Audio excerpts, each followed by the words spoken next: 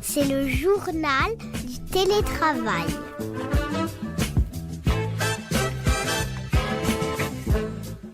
Bonjour, bienvenue dans le podcast Le JT du télétravail.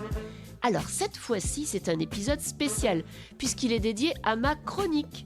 Je m'appelle Cécile Dejoux, je suis professeure des universités au CNAM et affiliée à l'ESCP Business School. Je suis aussi directrice d'un observatoire sur les transformations managériales et RH. Il s'appelle le Learning Lab Human Change. Et puis je suis auteure et conférencière. Je vais vous parler aujourd'hui de l'importance des rôles, à 2 titres. À la fois parce que c'est important de redéfinir le rôle du manager, mais aussi c'est important de définir le rôle de chacun dans des communautés. En fait, le rôle, c'est un des piliers du modèle d'engagement que j'ai créé, le management par le CARE. Ce modèle s'appelle le modèle des 5 R, rôle, routine, respect, reconnaissance et règles. Je vous ai déjà parlé des routines, et là, aujourd'hui, je vais vous parler des rôles. Alors, la première question qui m'intéresse, c'est pourquoi aujourd'hui on assiste à une crise de légitimité du rôle du manager. Pour tout vous dire, quand je rencontre des managers, en fait, j'ai l'impression qu'ils se sentent un peu perdus.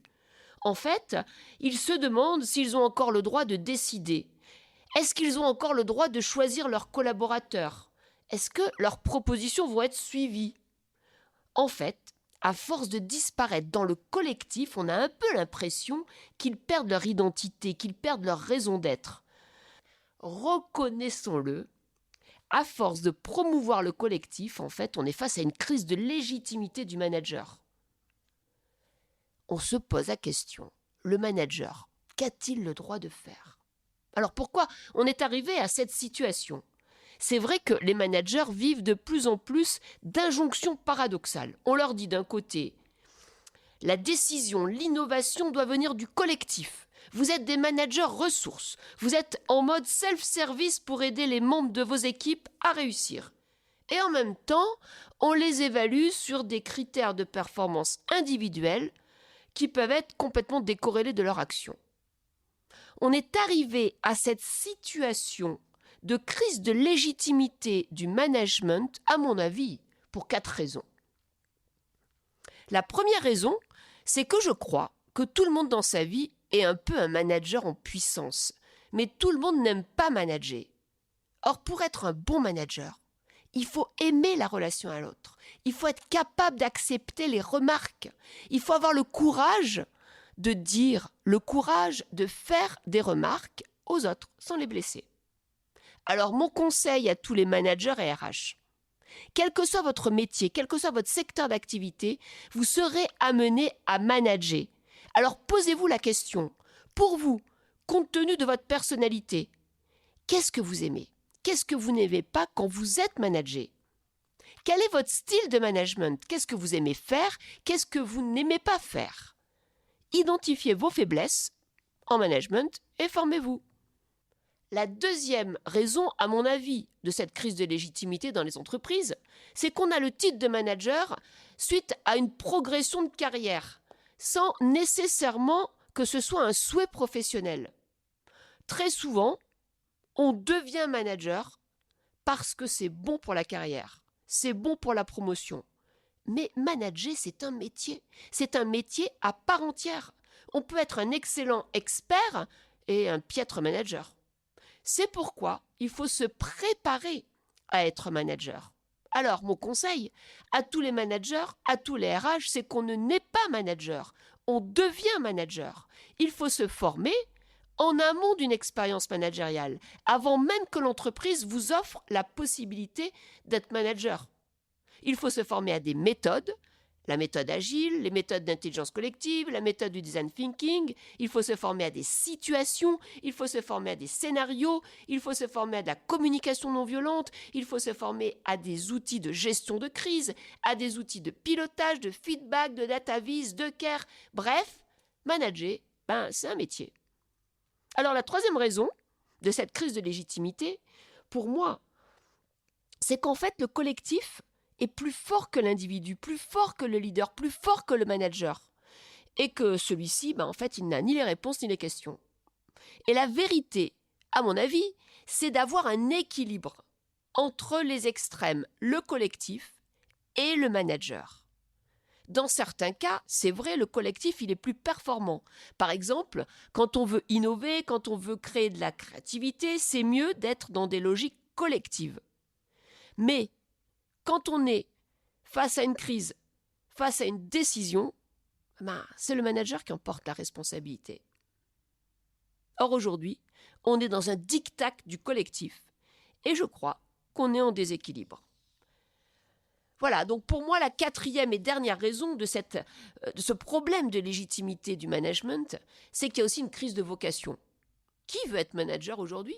Pas grand monde, hein. Mais pourquoi ? Déjà, parce que c'est un métier où il y a énormément de responsabilités. C'est un métier qui n'est pas si bien rémunéré que ça. Très souvent, des métiers d'experts sont mieux valorisés. Il y a un peu un manque de reconnaissance, un manque de valorisation. Bref, moi je constate que les entreprises dans lesquelles les vocations réelles pour être management, elles sont de moins en moins nombreuses. Alors, mon conseil, c'est de créer des labs d'innovation en management. C'est de créer en fait des lieux où on peut faire du co-développement entre managers pour se donner les bonnes pratiques. Et puis, inspirer les managers avec des conférences, avec des prises de recul, avec des cérémoniaux, avec vraiment de la reconnaissance. Par exemple, mettez à l'honneur vos managers en leur demandant de faire une petite vidéo avec les conseils sur leur management du mois. Voilà ce que je voulais vous dire sur cette idée de crise de légitimité. La deuxième idée que j'aimerais partager avec vous, c'est en fait quel est aujourd'hui le rôle du manager dans le nouveau normal. Et pour moi, le manager dans le nouveau normal, c'est un manager responsable. Je pense vraiment qu'il faut redéfinir les rôles du manager et d'abord, élargir le cadre. Parce que manager, c'est poser un cadre, le plus large possible aujourd'hui, mais un cadre. Parce que le cadre permet d'avoir une marge de manœuvre. Un cadre, ça permet l'autonomie, et puis ça permet d'éviter le micromanagement, et puis ça permet surtout, de récompenser. Manager, c'est 3 clés. C'est décider, c'est développer les talents, et puis, bien sûr, c'est reconnaître le collectif.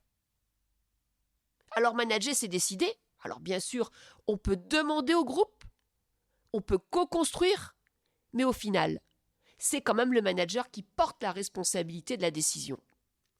Manager, c'est motiver. Et ça, c'est un vrai métier. Comprendre ce qu'attend l'autre et savoir le motiver de façon formelle et informelle. Et puis manager, c'est développer le collectif. Et aujourd'hui, le manager responsable, c'est un manager qui développe le care. Qu'est-ce que ça veut dire ?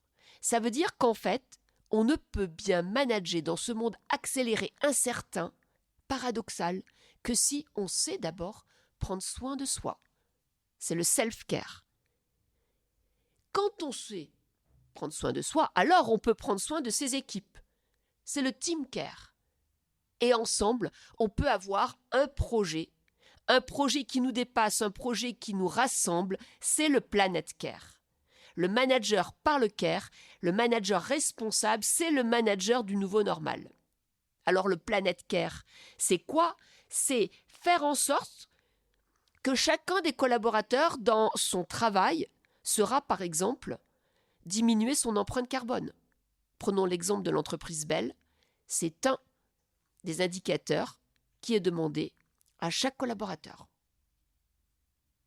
Alors, le self-care, c'est quoi ? C'est être capable de savoir si on a des signaux faibles qui montrent qu'on peut avoir un risque de santé mentale. C'est avoir des routines pour être plus performant. C'est savoir développer quelques techniques pour diminuer son stress, la cohérence cardiaque, avoir des temps de pause et surtout savoir ce qui nous donne de l'énergie. Et le team care, le team care, c'est moi en tant que manager prendre soin de chacun de mes collaborateurs. Alors il y a plein d'outils. Par exemple, l'outil développé par Amy Edmondson d'Harvard, qui est la psychological safety, c'est-à-dire la sécurité psychologique, mettre son équipe dans une confiance, dans une bulle de bienveillance. Ça permet d'avoir un travail d'équipe totalement positif. Voilà, le manager par le care, c'est le manager du nouveau normal. Il y a une troisième idée que j'aimerais développer avec vous. C'est lorsqu'on est manager, on a une responsabilité. C'est que dans son équipe, dans sa communauté, chacun ait un rôle. Et oui, le rôle n'est pas simplement le rôle du manager. Chacun doit avoir un rôle dans une équipe. C'est un rôle contributif, c'est un rôle qui va générer, développer l'initiative. En tout cas, cette notion de rôle est essentielle.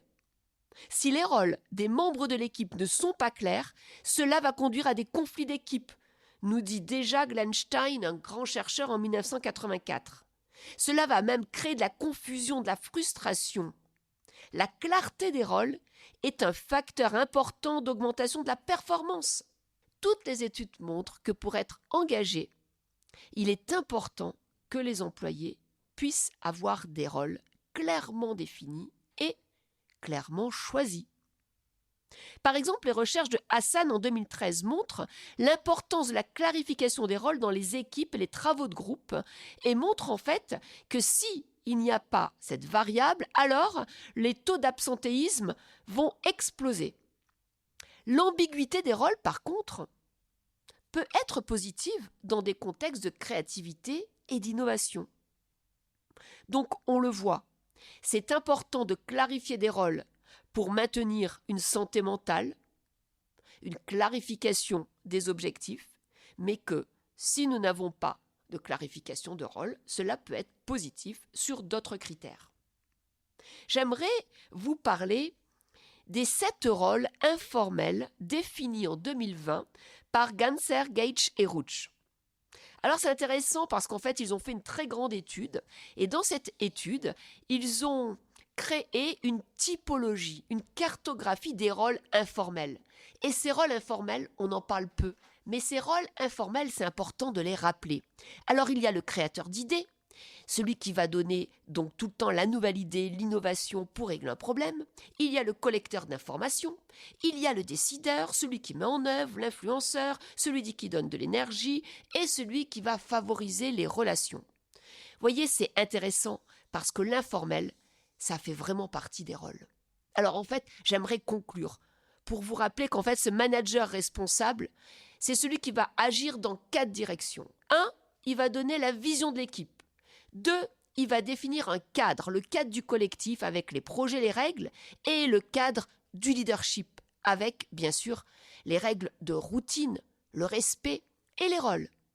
Troisièmement, c'est important qu'il revête sa parure de manager responsable, celui qui est au cœur du care management, avec le self-care, le team care, le planet care. Et enfin, n'oubliez pas qu'il est celui qui va faire émerger pour chacun le rôle contributif de chacun à sa communauté, au groupe. Alors maintenant, posez-vous la question. À vous d'imaginer les prochains rôles que vous souhaiteriez endosser dans votre équipe. Voilà, c'est la fin de ma chronique. C'était Cécile Dejoux pour le magazine Management. Alors si vous voulez donner un petit coup de pouce à ma chronique, vous pouvez bien sûr vous abonner au podcast. Il est sur toutes les plateformes de diffusion, comme Apple Podcast, Spotify, Deezer. Et vous pouvez aussi mettre autant d'étoiles que vous voulez. À bientôt et d'ici là, bon télétravail.